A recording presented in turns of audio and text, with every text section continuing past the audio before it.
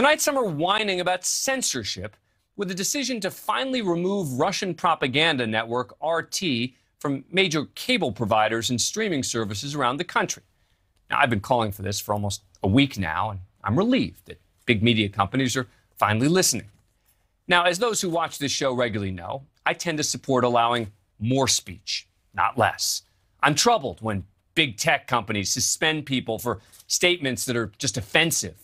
I fight back against cancel culture that tries to end careers of people for making controversial comments that hurt certain people's feelings.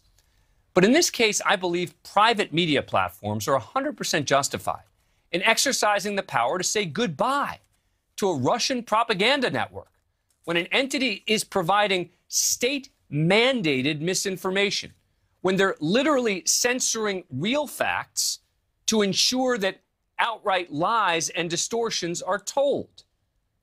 In that case, they're more than justified. I think they should feel obliged to pull the propaganda. Today, RT finally getting dumped by major distributors like DirecTV and Roku. Facebook, TikTok, and Google have also announced restrictions on RT's content. Until the past few days, the network was available in most American cable homes and is still available on many. Now, I've watched RT all week, and it's basically a spigot of lies and misinformation designed to justify the unjustifiable as Russian bombs land throughout Ukraine tonight. They talk about trying to denazify Ukraine. They portray themselves as heroic liberators, reuniting families who've been torn apart. They claim Western media is hiding the truth from their viewers about how the Ukrainian military is murdering citizens in the street. It is the dictionary definition of propaganda. Yet somehow, there are still some prominent voices out there mourning its demise. Meanwhile, the television network Russia Today, which is Russia's state media, is being censored all over the world. It's not an endorsement of Russia Today to note. It might be interesting to know what the other side is saying. It might be good to have more information, not less. The censorship seems very open, without apology, and it seems more widespread than maybe I've ever seen it. Tucker Carlson refers to RT as a news organization with, quote, journalists, which of course is nonsense. This isn't a two-sided issue. This is the rejection of a channel doing the bidding of the Russian government, which is censoring truthful information about the conflict and shutting down all independent voices. Just in the past 24 hours, Russian state television has reported that Ukraine is somehow attacking its own buildings in an effort to demonize Russian forces trying to, quote, liberate Ukrainians. They're telling viewers that Joe Biden is a Nazi along with members of Congress from both sides of the aisle, as well as other world leaders. They say that Ukrainian forces are using children as human shields to protect themselves. It's all utter nonsense. And if believed, it's downright dangerous. So while I'm not generally in favor of stifling voices, when we're talking about a concerted effort on the part of a state-sponsored agency to poison minds across the world in the context of a war of choice, now that's different. And I think worthy of private businesses doing the right thing. Joining us now is Aaron Maté. He's a contributor to The Nation magazine and host of the Pushback podcast. He believes the outlets which have pulled RT are engaging in censorship. Aaron, thank you very much for coming on the show. Appreciate it. So what do you think I'm getting wrong here? I think you're getting wrong a very basic principle that if you don't support free speech for those whose views you oppose, then you're not for free speech. I personally believe in free speech. I think it's a very fundamental right, and I'm very grateful that I live in a country that generally respects it.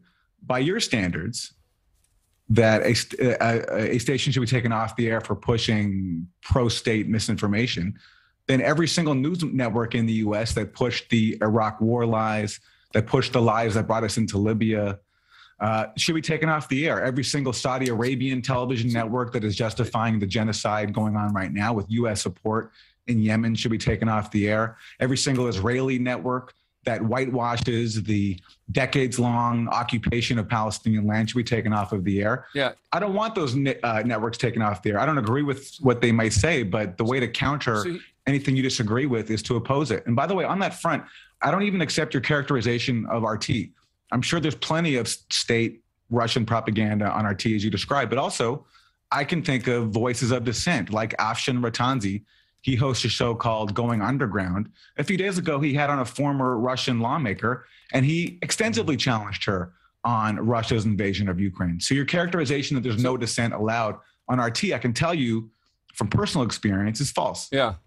Okay, well, I'll discuss RT in a minute, but you asked a broader question, which was about comparing it to U.S., for example. Oh, they echoed the propaganda. Here's the difference, is they didn't have to. They weren't required to. They wouldn't have been taken off the air if they didn't say. They may have gotten things wrong. You may be ready to criticize them. You may say they take the government's position at face value too often. Okay, fair enough. Those are all legitimate issues to discuss. It's not the same as saying, as they do in the Russian media, you're not allowed to say anything else. And if you do, you know what's going to happen? Exactly what happened to the only independent station in Russia. They get shut down. It's different. Right. And I don't agree with echoing the tactics of Russia's autocratic system and shutting down networks. I think it's supposed to be about free speech here. And by the way, this isn't government. But these are private entities. Right. But by the way, speaking of private entities, look, you raise a very interesting point. When you say that no one told anyone what to say back during the Iraq War in 2003, tell that to Phil Donahue. Phil Donahue had a very popular show on MSNBC. Yeah. But he was saying the wrong things. He was challenging the war. But that was MSNBC's position. Dan, he was taken off of the air. But see, here's where you're confusing. Right. Okay, you're confusing, and I promise I'll give you a chance to respond so we don't talk over each other. So what I think you're confusing is the government mandating it, right? The government didn't mandate that MSNBC take off Phil Donahue, whether that's true or not true. It was a decision made by a private employer in that context, right? What is happening in Russia is they are mandating that if you don't take this position, you are gone. And as a result, to me, it's more comparable to saying, well, why don't you allow, for example, a North Korean news station to be on the air? Because you know what? More speech is better. Your response. Inside Russia, for television networks aimed at Russians, I agree with you. There is a high degree of state-sponsored control. I agree with that. We're talking about RT aimed at international audiences. And I just gave you an example of Afshin Ratanzi of a show called Going Underground on RT that has been very critical of the Russian invasion of Ukraine. So the premise of your point is false. Yeah. Afshin Ratanzi has not been fired. No one has told him what to say. He is a voice of dissent. And in terms of the difference between U.S. and Russia, we just happen to have a much more sophisticated propaganda system here. It's true, there's no state sponsor telling journalists what to say. Everybody just internalizes it because they know that if they act like Phil Donahue and say the wrong thing, they'll be canceled, which is exactly what happened to him. And if you don't think that has an impact on people and getting them to toe the party line, I'm sorry, I just don't think you're being fair here. But Phil Donahue was taken off of the air for saying the wrong things about the Iraq War. Okay. And that's why everyone is always on board whenever there is a war or a regime change operation that the U.S. is behind. It's almost impossible to find a voice of dissent inside the U.S. media. Here's what I think you're getting wrong about the U.S. media, is these days, being a voice of dissent in the U.S. media, being an iconoclast, gets you enormous attention. It gets you social media followers. It's why Tucker Carlson does what he does. It's why Glenn Greenwald does what he does. It gets you enormous attention to be able to take these positions, to say that, oh, you're going to get in trouble, that's why people take the position. I'm not taking any of the positions I'm taking because I'm worried about what some higher level person is going to do or say. I'm doing it because I believe it. Now, you may think I'm brainwashed. Okay, that's fair. You can take that position.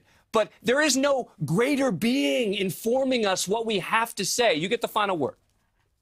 Well, you raised the example of Tucker Carlson, and you're right. That's one example in a sea of cable news hosts who dissent sometimes on the state party line when it comes to war. And I don't agree with Tucker Carlson on most things, but I do think that when it comes to warmongering, whether it's in Ukraine or in Syria, he has taken a dissenting position. It's true, no one's taking him off the air, but what's happening to him?